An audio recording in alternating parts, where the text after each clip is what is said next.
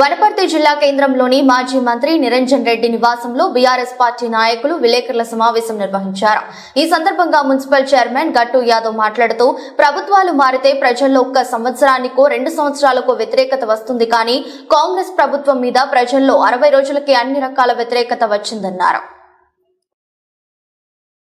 BRS ప్రభుత్వం ఇచ్చిన నిధులను ఖచ్చితంగా అమలు చేయాలని, వెనక్కి తీసుకోవద్దని మున్సిపాలిటీ తరపున నేను వైస్ చైర్మన్ కౌన్సిలర్లు డిమాండ్ చేస్తున్నామన్నారు.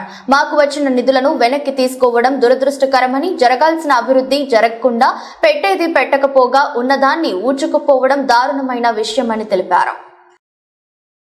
తరపున నేను మా వైస్ చైర్మన్ మా కౌన్సిలర్లు అందరూ కూడా డిమాండ్ చేస్తున్నాం. మరి మాకు ఇచ్చినటువంటి నిధులను మీరు వెనక్కి తీసుకోవడం ఇది దురదృష్టకరం. ప్రజలకు జరగాల్సిన డెవలప్మెంట్ను ఉన్నది పెట్టేది పెట్టకపోగా ఉన్నదాన్ని కూడా ఊడ్చుకపోతామనడం ఇది దారుణమైన విషయం. కనుక గౌరవ ముఖ్యమంత్రి కానీ, మరి ఇక్కడ స్థానిక ఎమ్మెల్యే కానీ, గౌరవ కలెక్టర్ గారు కానీ దీని మీద దృష్టి పెట్టాలి. ఇప్పటికే వనపర్తి పట్టణంలో దాదాపు 40 కోట్లతోన గత ప్రభుత్వం ఇచ్చినటువంటి దానితోన మనం రోడ్ల విస్తరణ కూడా చేపట్టడం జరిగింది. అవి 80% పూర్తిగా వచ్చినాయి. గతంలో ఉన్నటువంటి మున్సిపల్ ఫండ్స్ నుంచి దాదాపు 8 కోట్లతోన వరద కాలువలు కూడా కట్టడం జరిగింది.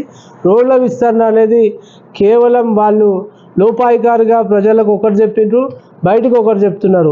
చాలా విషయాలు చెప్తున్నాం. ఇప్పటికి కూడా గౌరవ ఎమ్మెల్యే గారికి ఒక విజ్ఞప్తి చేస్తున్నాం. నీకు నిజంగా చిత్తశుద్ధి ఉంటే, నువ్వు నిజంగా వనపర్తి పట్టణ ప్రజలపై ప్రేమ ఉంటే రోడ్ల విస్తరణను వెంబడే స్టార్ట్ చేయాలి. ఇంకో సూటి ప్రశ్న అడుగుతున్నా. మేము ఇంత గతంలో ఆంజనేయ స్వామి గుడి తీసినాం, దర్గాలు తీసినాం, చాలా వరకు అన్ని మత సామరస్యాన్ని కాపాడుతూ అందరినీ కూడా మనం ఒప్పించి మెప్పించి ఆ పనులు చేయడం జరిగింది. నువ్వు ఆర్యవైశ్యులకు ఇచ్చినటువంటి మాట ఏంటి? నువ్వు ఆ గుడిని రోడ్డు వర్ణలింగ్లో తొలగిస్తావా లేకపోతే అట్లే ఉంచుతావా? ఇది స్పష్టంగా చెప్పాలని స్థానిక ఎమ్మెల్యే గారికి మేము డిమాండ్ చేస్తున్నాం.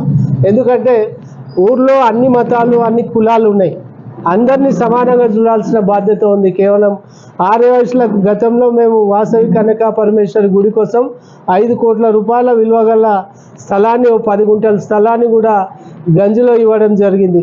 మరి అంత ప్రాపర్టీ మేము ఇచ్చినప్పుడు దానికి ప్రొసీడింగ్ కూడా ఇచ్చినాం. మరి వాళ్లకు 1 లక్ష రూపాయల విరాళాన్ని కూడా ఇస్తూ ఇంకో 5 లక్షల విరాళాన్ని కూడా నేను ప్రకటిస్తానని మాజీ మంత్రి గారు ఆ రోజు చెప్పడం జరిగింది. అక్కడ బోరు కూడా వేయడం జరిగింది. మరి ఇది ఒక మతానికి సంబంధించిన 2 దర్గాలను తీయేస్తే ఒక కులానికి సంబంధించినటువంటి ఒక గుడికి నువ్వు ఎట్లా మద్దతు ఇస్తావు? మరి వాళ్లకు మాట ఇచ్చావా లేదా? అది రోడ్ వైండింగ్లో తొలగిస్తావా లేదా? ఇది మా సూటి ప్రశ్న. దీని మీద గౌరవ ఎమ్మెల్యే గారు సమాధానం చెప్పాలి. ఇంకోటి